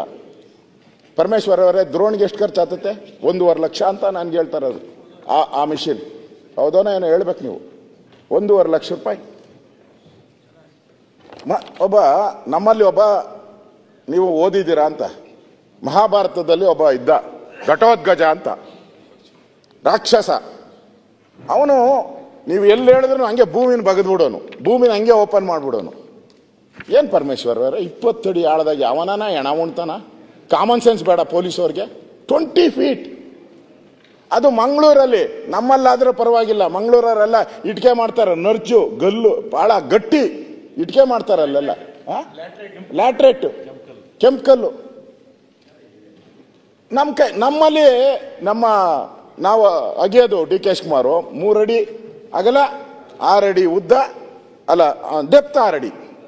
ಆ 6 ಅಡಿನ ಅಗಿಬೇಕಾದ್ರೆ ಎತ್ತಕ್ಕಾಗಲ್ಲ, ಮಣ್ಣು ಚೆನ್ಕೆ ತಗೊಂಡು ಹಿಂಗೆ ಎತ್ತಕ್ಕಾಗಲ್ಲ. ನಾವು ಒಳಗಡೆ ಇನ್ನ 2 ಇಟ್ಕೊಂಡು ಬಾಂಡ್ಲಿಯಲ್ಲಿ ಮಕರಿಯಲ್ಲಿ ತುಂಬಿ ಆಚೆ ಹಾಕ್ತೀರಿ. ಇವನೊಬ್ಬ ಸೂಪರ್ ಮ್ಯಾನ್, ಸ್ಪೈಡರ್ ಮ್ಯಾನ್ ಒಬ್ಬರೇ ಮಾಡ್ದ. ಇವ್ ಬೇತಾಳ ಪಿಕ್ಚರ್ ನಾವು ನೋಡ್ತಾ ಇದ್ರಿ, ಬೇತಾಳ ಕಥೆಗಳು ನಾವು ದಿನ. ಚಂದಮಾಮ ಹಿಂದೆ ನಮ್ಮ ಕಾಲದಲ್ಲಿ ಬರ್ತಾ ಇತ್ತು, ಈಗಿಲ್ಲ, ಓದ್ತಾ ಇಲ್ಲ. ವಿಕ್ರಮ್ ಬೇತಾಳ. ವಿಕ್ರಮ್ ಬೇತಾಳ. ಅವನು ಹೆಣನ ಹಾಕೊಂಡು ಹೋಗೋನಲ್ಲ, ಹೆಗಲ ಮೇಲೆ ಎತ್ಕೊಂಡು, ಹಂಗೆ ಇವನು ಹೆಣ ಹಾಕೊಂಡು ಕಾಡ್ಗೆ ಹೋಗ್ಬಿಡೋನು. ಇವನ್ಗೆ ಯಾವ ಪ್ರಾಣಿನೂ ಕಚ್ಚಲ್ಲ, ಯಾವ ಚಿರತೆನೂ ಬರಲ್ಲ. ಇಲ್ಲಿ ದಿನ ಅವರೆಲ್ಲ ಹೇಳ್ತಾ ಇದ್ರು, ಚಿರತೆ ಬಂತು, ಹುಲಿ ಬಂತು, ಹಾಲು ಏನೋ ಇದು ಆನೆ ಬಂತು ಅಂತ ಹಿಡ್ಕೊಂಡು ಹೇಳ್ತಾ ಇದ್ ನಮ್ಮ ಪೂಂಜ. ಇವನಿಗೆ ಆನೆನೂ ಹಿಡಿಯಲ್ಲ, ಚಿರತೆನೂ ಹಿಡಿಯಲ್ಲ, ಏನೂ ಇಲ್ಲ ಇವನಿಗೆ. 20 ವರ್ಷದಿಂದ. ಅಂದ್ರೆ ಕಾಮನ್ ಸೆನ್ಸ್ ನಾನು ಹೇಳೋದು. ಯಾರೋ 164 ಸ್ಟೇಟ್ಮೆಂಟ್ ಮಾಡಿದ್ದಾರೆ, ನಿಜ, ನಾನೇನೋ ಇಲ್ಲ ಅಂತ ಹೇಳಲ್ಲ. ಅದಕ್ಕೆ ಎಷ್ಟು ತನಿಖೆ ಬೇಕಾಯಿತು ಅಷ್ಟನ್ನು ಮಾಡಬೇಕಾಯ್ತು ಮೊದಲು.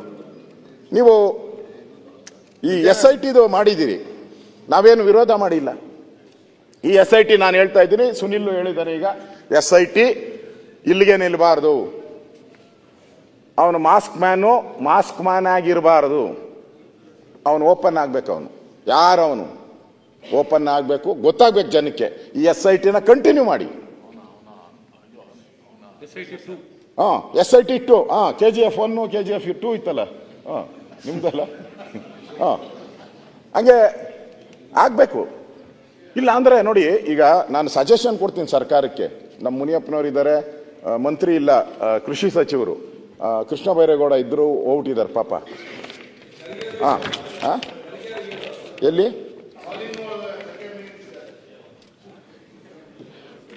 ಈ ಎಲ್ಲ ಅಗದಿದ್ದೀರಲ್ಲ, ಈ ಅಗದಿರೋದನ್ನೆಲ್ಲ ಕೃಷಿ ಹೊಂಡ ಮಾಡ್ಬಿಡಿ. ಹೆಂಗೂ ಅಗದಿದ್ದೀರಲ್ಲ, ಲಕ್ಷಾಂತರ ದುಡ್ಡು, ಪ್ರಾಣಿಗಳು ಪಕ್ಷಿಗಳೆಲ್ಲ ಬಂದು ನೀರನ್ನ ಕುಡಿತತೆ. ಅಗದು ಯಾಕೆ ಮುಚ್ಚುತ್ತೀರ ಅದನ್ನ? ರಾಶಿ ದಿನ ನಾವು ಬೆಳಿಗ್ಗೆ ಎದ್ರೆ ಬೇರೆ ಈ ಅಧಿವೇಶನದು ಏನು ಬರಲ್ಲ, ಅಧಿವೇಶನದ ನ್ಯೂಸೇ ಇಲ್ಲ. ದಿನ ಅವನು ಬೆಳಗ್ಗೆ ಚೆನ್ಕೆ ಎತ್ಕೊಂಡ್ರು, ಗುದ್ಲಿ ಎತ್ಕೊಂಡ್ರು, ಹೋದ್ರು, ಇಷ್ಟೇ.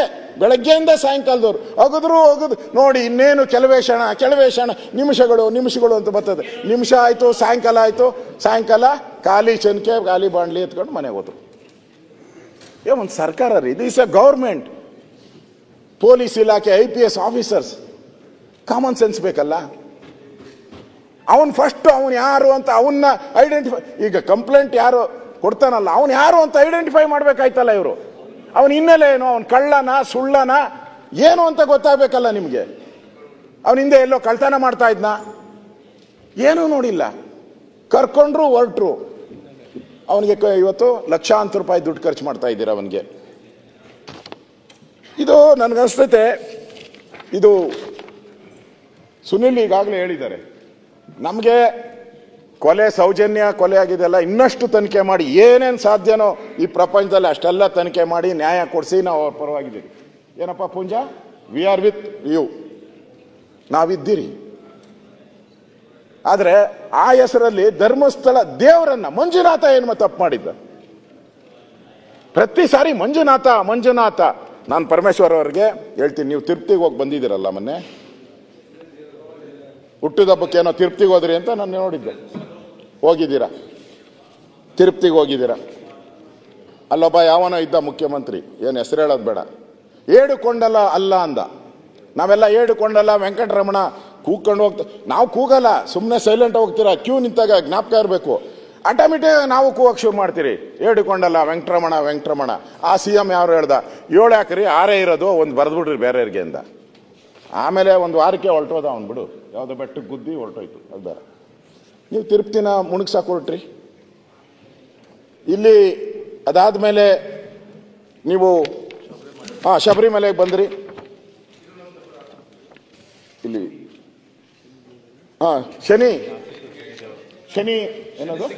ಶನಿ ಸಿಂಗಾಪುರಕ್ಕೆ ಬಂದ್ರಿ. ನಾನು ಹೇಳ್ತಾ ಇರೋದು, ಈ ಗ್ಯಾಂಗ್ ಇದೆಯಲ್ಲ, ಈ ಸಾಮಾನ್ಯದ ಗ್ಯಾಂಗ್ ಅಲ್ಲ. ಶನಿ ಸಿಂಗಾಪುರಕ್ಕೆ ಹೋಗಿದ್ರಿ, ಅದನ್ನ ಹಾಳು ಮಾಡಿದ್ರಿ. ಆಮೇಲೆ ಇದು ಏನೋ ನಮ್ಮ ಕೇರಳ ಶಬರಿಮಲೆಗೆ ಬಂದ್ರಿ. ಆ ಅಮ್ಮನ ಯಾರೋ ಹೆಣ್ಮಗಳನ್ನ ಹಿಡ್ಕೊಂಡು ದೇವಸ್ಥಾನಕ್ಕೆ ನುಗ್ರಿ ಅಂತ ಹೇಳ್ತೀನಿ. ನೋಡಿ ಎಲ್ಲ ದೇವಸ್ಥಾನಕ್ಕೂ ಅವ್ರದೇ ಒಂದು ಪಾವಿತ್ರ ಇರ್ತದೆ. ಈಗ ಇದಿದೆ, ಮಸೀದಿ ಇದೆ, ನಾನು ಹೋಗಿದ್ದೀನಿ ಮಸೀದಿ. ಹೆಣ್ಮಕ್ಳು ಹೋಗ್ತಾರಲ್ಲಿ? ಇಲ್ಲ, ಅವ್ರದ್ದು ರೂಲ್ ಅದು, ಅವ್ರ ಧರ್ಮದ್ದು. ನೀವು ಕೇರಳಗೆ ಇದಕ್ಕೆ ಅಯ್ಯಪ್ಪ ಸ್ವಾಮಿಗೆ ಹೋಗ್ಬೇಕು ಬಿಟ್ರು. ಅದೊಂದು ದೊಡ್ಡ ಗಲಾಟೆ ಮಾಡಿದ್ರು. ಅದಾಯ್ತು, ತಿರುಪತಿ ಆಯ್ತು, ಶನಿ ಮಹಾತ್ಮಂದಾಯ್ತು, ಶನಿ ಸಿಂಗಾಪುರ ಆಯ್ತು, ಕೇರಳ ಆಯ್ತು, ಈಗ ಧರ್ಮಸ್ಥಳಕ್ಕೆ ಬಂದಿದ್ದೀರಾ. ಏನು ಅಂತಂದ್ರೆ, ಹಿಂದೂಗಳ ದೇವರು ಸರಿ ಇಲ್ಲ. ಇವನ್ನೆಲ್ಲ ಮುಗಿಸ್ಬಿಟ್ರೆ ಈ ಧರ್ಮವನ್ನೇ ಹಾಳು ಮಾಡ್ಬಿಡ್ಬೋದು, ಹಿಂದೂ ಧರ್ಮವನ್ನೇ ಹಾಳು ಮಾಡ್ಬಿಡ್ಬೋದು. ಈ ಪಿತೂರಿ ಇಟ್ಕೊಂಡು ಮಾಡ್ತಾ ಇರೋದು ಇದು. ಇಲ್ಲ ಅಂದ್ರೆ ಅವನ್ ಯಾರೋ SITಗೆ ರಚನೆ ಮಾಡ್ತಾರೆ, ಅವನ್ ಯಾರೋ ಕಂಪ್ಲೇಂಟ್ ಮೇಲೆ ಮುಖ್ಯಮಂತ್ರಿಗಳು ಅಂದ್ರೆ, ಹಂಗಾರೆ 100 ಕಂಪ್ಲೇಂಟ್ ಕೊಡ್ತಾರೆ ದಿನ. ನನ್ನ ಹತ್ರನೂ ಬರ್ತಾರೆ, CBI ತನಿಖೆ ಕೊಡಿ, ED ಕೊಡಿ, ಅದು ಕೊಡಿ, ಇದು ಕೊಡಿ ಅಂತಾರೆ. ಏನೆಲ್ಲ ಕೊಟ್ಬಿಡ್ತೀರಾ ನೀವು? ಏನ್ ಕೋರ್ಟ್ ಹೇಳಿತ್ತ ನಿಮ್ಗೆ ಕೊಡಕ್ಕೆ? ಏನು ಹೇಳಿಲ್ಲಲ್ಲ. ಈ ಪಾವಿತ್ರತೆಯನ್ನು ಹಾಳು ಮಾಡುವಂತ ಹುನ್ನಾರ ಅಷ್ಟೇ ಬಿಟ್ರೆ ಇದರಲ್ಲಿ ಏನೂ ಇಲ್ಲ. ಇದು ಒಂದು ಗ್ಯಾಂಗ್ ಐತೆ, ಇಲ್ಲೇ ಅಂತಲ್ಲ, ಇಡೀ ದೇಶದಲ್ಲಿ ಐತೆ ಈ ತರ ಮತಾಂತರ ಮಾಡುವಂಥದ್ದು, ಈ ತರ ದೇವರುಗಳನ್ನ ಅವಹೇಳನ ಮಾಡ್ತಕ್ಕಂಥದ್ದು. ಇದು ಇವತ್ತು ಇಂಪಾರ್ಟೆಂಟು. ಇಲ್ಲಿಯ ಮುಸ್ಕು ಮ್ಯಾನ್ ಯಾವನಿದಾನೋ ಅವನಲ್ಲ, ಅವನ ಹಿಂದೆ ಇರೋ ಗ್ಯಾಂಗ್ ಇಂಪಾರ್ಟೆಂಟು. ಆ ಗ್ಯಾಂಗ್ ಇಂಪಾರ್ಟೆಂಟು. ಅವರು ಬಲಾಢ್ಯರು, ಅವ್ರು ಇವನ್ ಕೈಲಿ ಮಾಡಿಸ್ತಾವ್ರಷ್ಟೇ. ಅಂತವ್ನು ಹುಡುಕಿದ್ದಾರೆ. ಇದ್ರನ್ನ ಮತ್ತೆ ಯಾವುದೋ ಒಂದು ಚಾನಲಲ್ಲೂ ಬಂದಿತ್ತು, ಈ ಸುಜಾತಾ ಭಟ್ ಆ ದೂರು ಕೊಡ್ತಾರೆ. ಸುಜಾತಾ ಭಟ್ ಈಗ 20 ನನ್ನ ಮಗಳು ಧರ್ಮಸ್ಥಳಕ್ಕೆ ಹೋದ್ಲು, ಅವತ್ತು ಅನನ್ಯ ಹೋದ್ರು, ಅಲ್ಲಿ ಕಿಡ್ನಾಪ್ ಮಾಡ್ಕೊಂಡು ಹೊರಟೋದ್ರು, ಆಮೇಲೆ ಸಾಯಿಸ್ಬಿಟ್ರು ಅಂತ. ನೆನ್ನೆ ಆ ಸ್ಟ್ರಿಂಗ್ ಆಪರೇಷನ್ ಮಾಡಿದ್ದಾರೆ, ಯಾವುದು ಸುವರ್ಣ ಚಾನಲ್ ಮಾಡಿದ್ದಾರೆ. ಅವರು ಮಗಳೇ ಇಲ್ಲ ಅಂತ ಅವರ ಅಕ್ಕ ಭಾವ ಅವರ ಅವಳಿಗೆ ಮದುವೆನೇ ಆಗಿಲ್ಲ ಅಂತ ಅವರು ಮನೆಯವರು ಹೇಳಿದ್ದಾರೆ. ಮತ್ತೆ ಆ ಕಾಲೇಜಲ್ಲಿ MBBS ಅಂತ, MBBS ಅಲ್ಲಿ ಹೋದ್ರೆ ಆ ಕಾಲೇಜಲ್ಲಿ ಹೆಸರೇ ಇಲ್ಲ MBBS. ಈಗ ಮತ್ತೆ ಇನ್ನಿಬ್ಬರು ಹುಡ್ಕೊಂಡ್ ಬಂದಿದ್ದಾರೆ. ಯಾವಾಗ ಈ ಗುಂಡಿಯಾಗಿ ಚನಕೆ ಬಾಂಡ್ಲು ತೆಗಿ ಗುಂಡಿಯಾಗಿ ಹೋಗಿ ಆದ್ಮೇಲೆ ಈಗ ಇನ್ನಿಬ್ರು ಹುಡ್ಕೊಂಬಂದಿದ್ದಾರೆ, ಇನ್ನಿಬ್ರು ಬಂದಿದ್ದಾರೆ, ನಾವು ಇನ್ನಿಬ್ರು ತೋರಿಸ್ತೀರಿ ಅಂತ. ಪೊಲೀಸರದು ನಾನು ಅನ್ನೋದು, ಪೊಲೀಸರಿಗೆ ಯಾರು ಇದೆಲ್ಲ ಡೈರೆಕ್ಷನ್ಸ್ ಕೊಡ್ತಾವ್ರೆ, ಪಾಪ ಅವರು ಅಮಾಯಕರವ್ರೆ. ನಾನು ನೋಡಿದೆ ಪೊಲೀಸವ್ರನ್ನ, ಪೊಲೀಸವ್ರು ಹೇಳಿದ್ದು ನನಗೆ, ಸರ್ ಇವನ್ ಬಗ್ಗೆ ನಾವೇನ ರೋಪ್ ಹಾಕ್ಬಿಟ್ರೆ ಮಾರನೇ ದಿನ ನನ್ಗೆ ಫೋನ್ಗಳು ಬರ್ತಾವೆ ಸರ್ ಅಂತ ಪೊಲೀಸವ್ರು ಹೇಳಿದ್ದು. ಇವನ್ಗೇನ ನಾವು ರೋಪ್ ಹಾಕ್ಬಿಟ್ರೆ ಅದೇ ಬೇಕಾಗಿರೋದು ನಮ್ಗೂ. ಮಾಡ್ಲಿ, 100% ಡೌಟೇ ಇಲ್ಲ. ನೋಡಿ ಹೆಂಗ್ ನಡ್ಸ್ಕೊಬೇಕಾಯ್ತು, ಅಲ್ಲ ಅವ್ನ ಹೆಂಗ್ ನಡ್ಸ್ಕೊಬೇಕಾಯ್ತು ನಡ್ಸ್ಕೊಂತಾರ. IPS ಆಫೀಸರ್ ಅವ್ನ ಹಿಂದೆ ಓದ್ತಾರಲ್ಲ ಡೈಲಿ. ಒಂದ್ಸರಿ ಅವನ ಇವಾಗ ನೀವು ಕೊನೆಯಲ್ಲಿ ಡಿಕ್ಲೇರ್ ಮಾಡೋದ್ ಬದಲು, ಕೊನೆಯಲ್ಲಿ ಇವನು ಮೆಂಟಲ್ಲು ಹುಚ್ಚ ಅಂತ ಡಿಕ್ಲೇರ್ ಮಾಡೋದ್ ಬದಲು ಸ್ಟಾರ್ಟಿಂಗ್ ಅವನು ಹುಚ್ಚನ ಮೆಂಟಲ್ಲು ಅಂತ ಡಿಕ್ಲೇರ್ ಮಾಡೋ ತಿಳ್ಕೊಂಬಿಟ್ಟಿದ್ರೆ ಮುಗ್ದೋಗಿತ್ತಲ್ಲ ಈ ಕೇಸು. ಇವತ್ತವರೆಗೂ ಮಂಪರ್ ಪರೀಕ್ಷೆ ಯಾಕೆ ಮಾಡಿಲ್ಲ ಅವನಿಗೆ? ಇಷ್ಟು ದುಡ್ಡು ಉಳಿತಾಯ್ತಲ್ಲ ಸರ್ಕಾರದಿದು. ನನಗನ್ಸ್ತತೆ ಒಂದು 20 ಲಕ್ಷದ ಮೇಲೆ ಸಂಬಳ ಸಾರಿಗೆ ಎಲ್ಲ ಸೇರಿದ್ರೆ ಒಂದು 20-25 ಲಕ್ಷ ಖರ್ಚಾಗಿರ್ತದೆ. ಇನ್ನೂ ಆಗೈತಾ? 1 ಕೋಟಿ ಆಗೈತೆ. ಈಗ ಬಂದವರೆ ಮುಚ್ಚಬೇಕಲ್ಲ, ಅಗ್ದಿದ್ದೆಲ್ಲ ಮುಚ್ಚಬೇಕು. ಯಾರು ನಾನು ನೋಡಿದೆ ಒಂದು ಇಟ್ಯಾಚಿ JCB ದಿನ ಏನ್ ಪೊಲೀಸರು ಸ್ಟನ್ ಇದಿಟ್ಕೊಂಡವ್ರೆ, ಏನೋ ಸ್ಟನ್ ಗನ್ಗಳು. ನಮ್ಗೆ ಇಷ್ಟು ಪಿಸ್ತೂಲ್ ಕೊಡು ಅಂದ್ರೆ ನಮ್ಮ DG ಕೊಡ್ಬೇಕಾ ಸರ್, ಅದು ವೆಪನ್ ಸರ್, ಗೊತ್ತಾಗಲ್ಲ, ಯಾವನ ಕೈಗೋ ಕೊಡಕ್ಕಾಗಲ್ಲ ಅಂತ 100 ಹೇಳ್ತಾರೆ ನಮ್ಗೆ ಯಾರನ್ನ ಕೊಡ್ಬೇಕಂದ್ರೆ. ಅವನು ಸ್ಟನ್ ಗನ್ ಇಟ್ಕೊಂಡವ್ರೆ ಅವನಿಗೆ. ಇಲ್ಲಿ ಸರ್ಕಾರದ ಫೇಲೂರು ಪಕ್ಕಾ. ಸರ್ಕಾರ ಇದನ್ನ ಒಂದು ರೀತಿ ಪ್ರಾಯೋಜಿತ ಅಂತಾನೆ ನಾನು ಹೇಳ್ಬೇಕು. ಇಲ್ಲ ಅಂದ್ರೆ ಹಿಂಗೆ ನಡೀತಾನೆ ಇರಲಿಲ್ಲ. ಅವ್ನು ಯಾವನ್ಗೋ ಇಷ್ಟೊಂದು ಬಿಲ್ಡಪ್, ಒಂದು ಸ್ಯಾಟಲೈಟ್ ಹೋಗೋಕ್ಕೂ ಇಷ್ಟು ಬಿಲ್ಡಪ್ ಕೊಟ್ಟಿಲ್ಲ, ಅಷ್ಟು ಮಾಧ್ಯಮದಲ್ಲಿ ಬಂದ್ಬಿಟ್ಟಿದೆ. ಅಷ್ಟು ದಿನನಿತ್ಯ ಏನು ಅಸೆಂಬ್ಲಿಯಲ್ಲಿ ನಡೆಯೋದು ಏನೂ ಗೊತ್ತಾಗೋದೇ ಇಲ್ಲ. ಆ ರೀತಿ ಆಗಿರೋವಂಥದ್ದನ್ನು ನಾವು ನೋಡ್ತಾ ಇದ್ದೀರಿ. ಅದಕ್ಕೋಸ್ಕರ ನಾನು ಸರ್ಕಾರಕ್ಕೆ ವಿನಂತಿ ಮಾಡ್ತೀನಿ, ಆಗ್ರಹ ಮಾಡ್ತೀನಿ, ನೀವು ಈ ಮುಸ್ಕು ಮ್ಯಾನ್ ಯಾರು ಅನ್ನೋದನ್ನ ಫಸ್ಟು ಹೇಳಬೇಕು. ಮಾಸ್ಕ್ ಮ್ಯಾನ್ ಮತ್ತೆ ಅವನಿಗೆ ಯಾಕೆ ಇಷ್ಟೆಲ್ಲ ಅವನಿಗೆ ಹುಚ್ಚನ ಇವತ್ತೇ ಹೇಳ್ಬಿಡಿ ನೀವು. ಆಮೇಲೆ ರಿಪೋರ್ಟ್ ಸೋಮವಾರ ನಾನು ಗೊತ್ತು, ಅವಾಗೆ ಮಹಂತಿ ಎಲ್ಲ ಬಂದು ನಿಮ್ಮನ್ನು ಭೇಟಿ ಮಾಡೋಗಿದ್ದಾರೆ. ನಮ್ಮ ಮಾಧ್ಯಮದಲ್ಲಿ ಬಂದಿರೋದು, ಮುಖ್ಯಮಂತ್ರಿ ಭೇಟಿ ಮಾಡಿ ಕ್ಲಿಯರ್ ಆಗಿ ಹೇಳಿದ್ದಾರೆ. ಅವ್ರು ಏನು ಅಂತ ಹೇಳ್ಬಿಟ್ಟಿದ್ದಾರೆ. ನೀವು ಮಂಗಳವಾರ ಕರೆದುಬಿಟ್ಟು ಅವನೊಬ್ಬ ಹುಚ್ಚ, ಅವನ್ನ ಮೆಂಟಲ್ ಆಸ್ಪತ್ರೆಗೆ ಕರ್ಕೊಂಡು ಹೋಗ್ತಾ ಇದ್ದೀರಿ ಅಂತೇಳಿ ಅದೊಂದು ಸೀರಿಯಲ್ಲು. ಅವನ್ನ ಅರೆಸ್ಟ್ ಮಾಡೋದು, ಮೆಂಟಲ್ ಆಸ್ಪತ್ರೆಗೆ ಕರ್ಕೊಂಡು ಹೋಗೋದು, ಬಿಡೋದು, ಅದೊಂದು ಟ್ರೀಟ್ಮೆಂಟ್. ತಿರ್ಗಿ ಅದನ್ನೇ ನೋಡ್ಬೇಕು ನಾವು. ತಿರ್ಗಿ SIT ಅವರು ದಿನ ಪಾಪ ಅವನಿಗೆ ಆಗಿದ್ದ ಕತೆ, SIT ಪೊಲೀಸವ್ರಿಗೆ ಆಗ ಕತೆ, ಮೆಂಟಲ್ ಆಸ್ಪತ್ರೆಗಿರೋರ್ಗೆ ಆತತೆ. ಅಲ್ಲಿ ದಿನ ಹುಡ್ಕು ಅಂತ ತೋರಿಸ್ತಾನೆ ಅವರು. ಮುಂದುವರಿಸಿ. ಅದರಿಂದ ಇದಾಗೋದು ಬೇಡ. ಇದು ಬಹಳ ಸೀರಿಯಸ್ ಪ್ರಶ್ನೆ, ಒಂದು ಧರ್ಮದ ಪ್ರಶ್ನೆ. ಧರ್ಮದ ವಿಚಾರವಾಗಿ ಇಷ್ಟೆಲ್ಲ ನಡೀತಾ ಇದೆ. ಇದು ನಡಿಬಾರ್ದು. ಬೇರೆ ಸಂದರ್ಭದಲ್ಲಿ ಆಗಿದ್ರೆ ಹಿಂಗೆ ಮಾಡ್ತಾ ಇರಲಿಲ್ಲ. ಅದಕ್ಕೋಸ್ಕರ ಇಲ್ಲಿ ಯಾರೇ ಅಪರಾಧಿ ಇರಲಿ, ಏನೋ ಆಗಿದ್ರೆ, ಕೊಲೆ ಆಗಿದ್ರೆ, ಮರ್ಡರ್ ಆಗಿದ್ರೆ ಯಾರೂ ತಪ್ಪಿಸಕ್ಕಾಗಲ್ಲ. ನಾನು ನೋಡಿದ್ದೀನಿ ಕೆಲವು ಮುಖ್ಯಮಂತ್ರಿಗಳೇ ಜೈಲಿಗೆ ಹೋಗಿದ್ದಾರೆ. ನಾನು ಕೇರಳದಲ್ಲಿ ನೋಡಿದ್ದೀನಿ, ಒಬ್ಬ DG ಜೈಲಿಗೆ ಹೋಗಿದ್ದಾರೆ ಮರ್ಡರ್ ಕೇಸ್. ನಮ್ಮ ದೇಶದ ಕಾನೂನು ಇದೆಯಲ್ಲ, ಬೇರೆ ಎಲ್ಲ ಬಿಟ್ಟರು ಮರ್ಡರ್ ಕೇಸನ್ನು ಬಿಡಲ್ಲ ನಮ್ಮಲ್ಲಿ, ನಮ್ಮ ಪೊಲೀಸರು ಬಿಡಲ್ಲ. ಆ ಊಣಿ ಇರೋದು, ತಗೊಂಡೋಗಿರೋದು, ಆ 100 ಹೆಣ ನೋಡಿದ್ದೀನಿ. ಅವೆಲ್ಲ ಸಾಧ್ಯನೇ ಇಲ್ಲ ರೀ. ಆ ಸಿನಿಮಾದಲ್ಲೂ ಬರಲ್ಲ, ಅಷ್ಟು ಸಿನಿಮಾದಲ್ಲೂ ಹಂಗಿರ ಸಾಧ್ಯನೇ ಇಲ್ಲ. ನೀವು ನೋಡಿದಿರ, ಒಂದೇನಾದ್ರು ಸಣ್ಣ ಇನ್ಸಿಡೆಂಟ್ ಕೊಲೆ ಆದರೆ ಎಷ್ಟು ಫಾರ್ಮಾಲಿಟೀಸ್ ಇದೆ ಗೊತ್ತಾ? ಯಾರು ಫೋನ್ ಮಾಡಿದ್ರು ಬಿಡಲ್ಲ ನಮ್ಮ ಪೊಲೀಸರು ಆ ವಿಚಾರದಲ್ಲಿ. ಈ 100 ಜನನೇ ಎತ್ಕೊಂಡೋಗಿ ಒಬ್ಬನೇ ಬೇತಾಳರ ರೀತಿ ಹೋಗಿ ಊಣಿ ಎತ್ಕೊಂಬಂದು ಬಿಟ್ಟಿದ್ದೀನಿ ಅಂತ ಹೇಳಿದ್ರೆ ನಮ್ಮ ಕಾಮನ್ ಸೆನ್ಸ್ ಇದೆ. ಸರ್ಕಾರದ ಕಾಮನ್ ಸೆನ್ಸ್ ಇರಬೇಕು ಅದಕ್ಕೆ. ಇಲ್ಲಿ ಕಾಮನ್ ಸೆನ್ಸೇ ಸರ್ಕಾರ ಉಪಯೋಗ ಮಾಡಿದೆ. ಅದಕ್ಕೆ ನಾ ಹೇಳ್ತೀನಿ, ಈ SITನ ರದ್ದು ಮಾಡಬಾರ್ದು, ಕಂಟಿನ್ಯೂ ಆಗಬೇಕು. ಮತ್ತು ಇಷ್ಟೊಂದು ದುಡ್ಡು ಖರ್ಚಾಗಿದೆಯಲ್ಲ, ಯಾಕೆ ಖರ್ಚಾಯಿತು, ಯಾಕೆ ಮಾಡಿದ್ರಿ, ಇದು ಯಾರು ಒತ್ತಡದಿಂದ ಮಾಡಿದ್ರಿ, ಇದನ್ನು ಕೂಡ ಮತ್ತೊಂದು ತನಿಖೆ ಆಗಬೇಕು. ನಾನು ಹೇಳೋವಂಥದ್ದು ಈ ವಿಚಾರವಾಗಿ ಇದು ಬಿಟ್ಬಿಡಿ.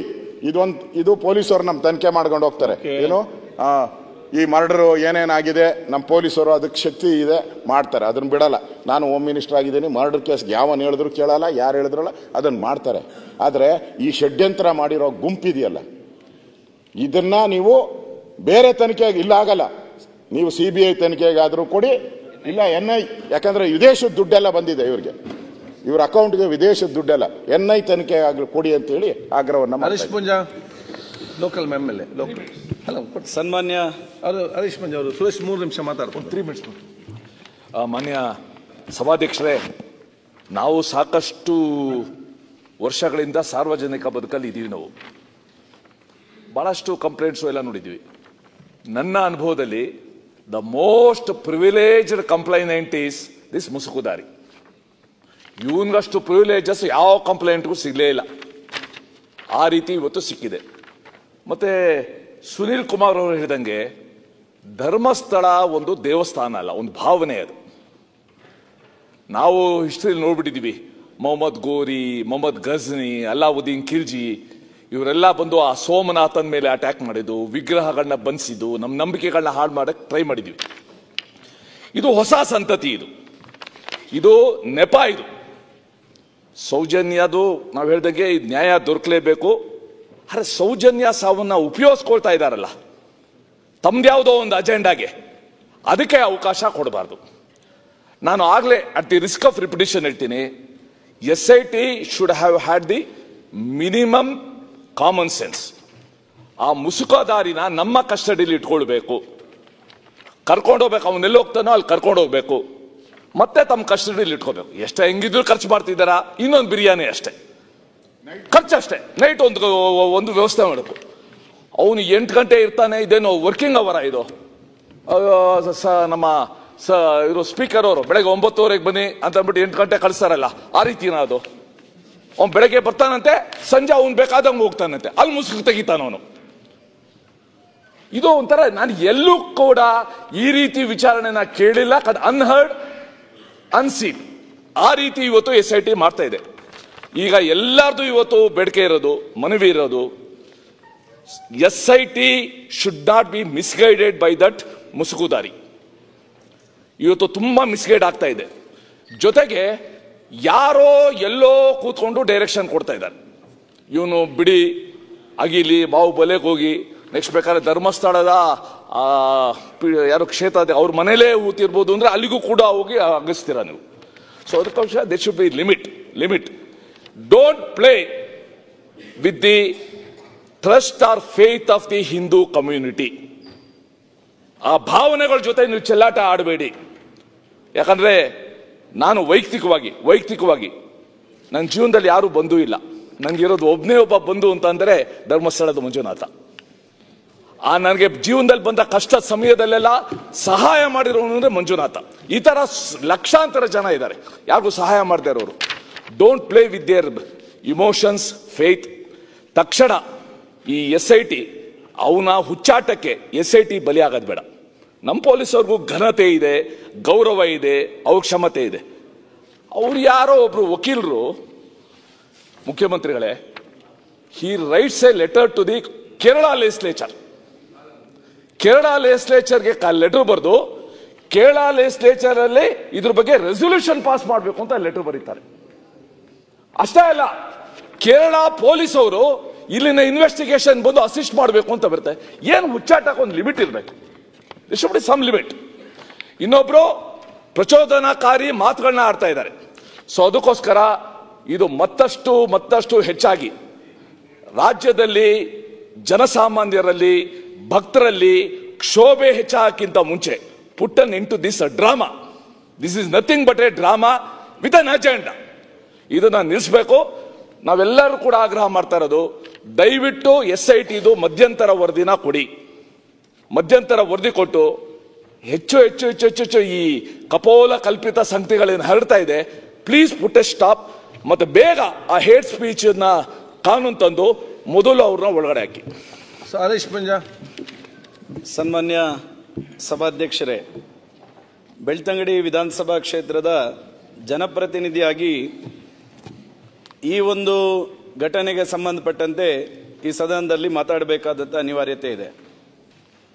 ನಾನು ಈ SIT ಪ್ರಕರಣವನ್ನು ಮಾತಾಡುವುದಕ್ಕಿಂತ ಮುಂಚೆ ಬೆಳ್ತಂಗಡಿ ವಿಧಾನಸಭಾ ಕ್ಷೇತ್ರದ ಧರ್ಮಸ್ಥಳ ಗ್ರಾಮ ಪಂಚಾಯತ್ ವ್ಯಾಪ್ತಿಯ ಪಾಂಗಳದ ನಿವಾಸಿಯಾಗಿದ್ದಂತಹ ವಿದ್ಯಾರ್ಥಿನಿ ಕುಮಾರಿ ಸೌಜನ್ಯ ಅವರ ಹತ್ಯೆ ಅಕ್ಟೋಬರ್ 9, 2012 ಆಯಿತು. ಈ ದಿವಸದ ನಂತರ ಅನೇಕ ಹೋರಾಟಗಳ ಮೂಲಕ ಸರ್ಕಾರಗಳು ಬೇರೆ ಬೇರೆ ತನಿಖೆಗೆ ಅದನ್ನು ಒಳಪಡಿಸಿದ್ವು.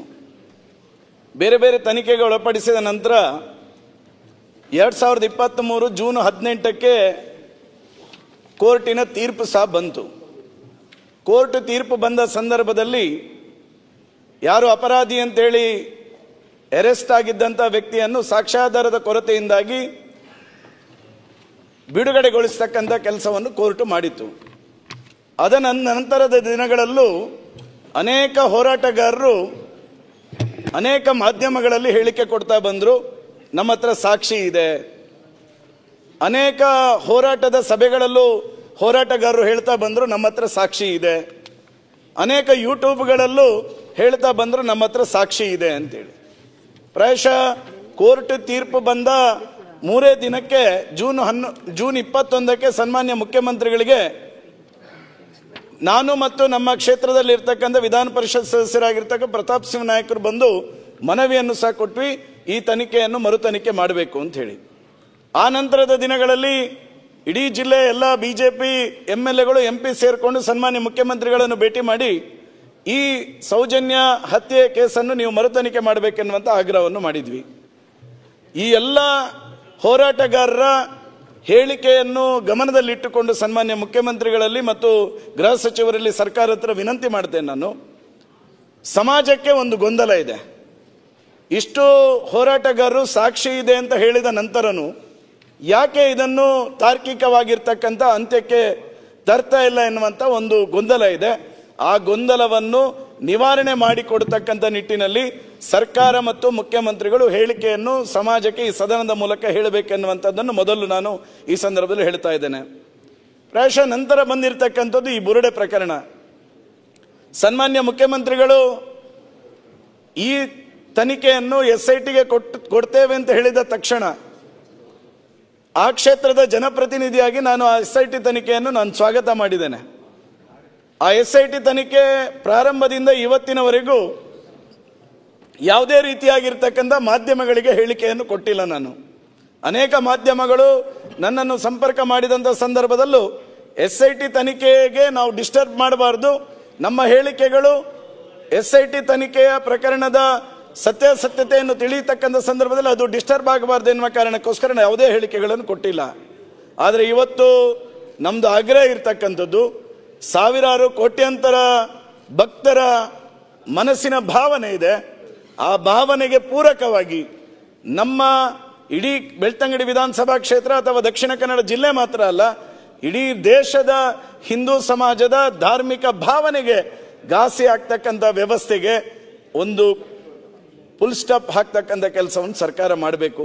ನಾನಿವತ್ತು ಎಲ್ಲ ಕ್ಷೇತ್ರದ ಜನ, ಜಿಲ್ಲೆಯ ಜನರ ಪರವಾಗಿ ನಾನು ವಿನಂತಿ ಮಾಡ್ತೇನೆ, ರಾಜ್ಯ ಸರ್ಕಾರ ಈ SIT ತನಿಖೆಯ ವರದಿಯನ್ನು ಆದಷ್ಟು ಶೀಘ್ರ ಸಮಾಜದ ಮುಂದೆ ಇಡ್ತಕ್ಕಂಥ ಪ್ರಾಮಾಣಿಕ ಕೆಲಸವನ್ನು ಮಾಡಬೇಕೆನ್ನುವಂಥ ಆಗ್ರಹವನ್ನು ನಾನು ಸರ್ಕಾರಕ್ಕೆ ಈ ಮೂಲಕ ಮಾಡ್ತೇನೆ.